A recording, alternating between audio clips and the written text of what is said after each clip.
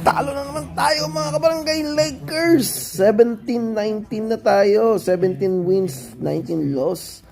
Under 500 na tayo. Ewan ko, kinapos ang Lakers. Puro 3 points ang sinut ng ng Memphis Grizzlies.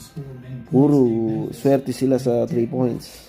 Kaya tambak tayo ng 14 points. Kaya lumabas na 127-113. Kaya ano pa, wala. Puro parang nawawala ng ganang mga Laker fans at mga pati Laker players. Kaya ano pa masasabi ko sa inyo, wala na.